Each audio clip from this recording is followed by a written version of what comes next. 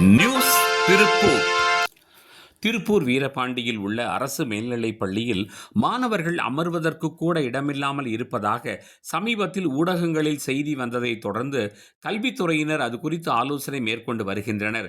இதன் ஒரு பகுதியாக இன்று திங்கட்கிழமை பெற்றோர்கள் கூட்டம் நடைபெறுவதாக இருந்த நிலையில் திருப்பூர் பாஜகவினர் அந்த கூட்டத்தில் அழைப்பின்றி கலந்து கொண்டு திமுக அரசு தேவையற்ற பல செலவுகளை செய்த போதிலும் பள்ளி மாணவர்கள் படிப்பதற்கு கட்டடங்கள் கட்டுவதற்கு ஏன் நிதி இல்லை என்று கூறுகிறார்கள் என எதிர்குரல் கொடுக்க சென்றிருக்கிறார்கள்.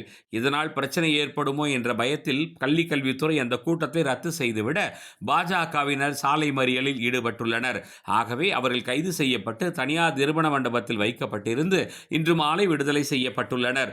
உண்மையிலேயே மாணவர்களுக்கு உதவ வேண்டும் என்றால் நேரடியாக மாவட்ட ஆட்சித்தலைவரையோ முதன்மை கல்வி அலுவலரையோ சந்தித்து மனு கொடுத்திருக்கலாம். அரசியல் செய்வதற்கு 1000 வழி இருக்கிறதே. அந்த பகுதியில் வசிக்கும் ஒரு பாரதிய ஜனதா கட்சி தொண்டருக்கு கூடவா இந்த பள்ளியின் இடப்பற்றாக்குறை இவ்வளவு நாள் தெரியாமல் இருந்திருக்கும்? நல்லது செய்ய வழிகள் நிறைய இருக்கிறது. நியூஸ் திருப்பூர்.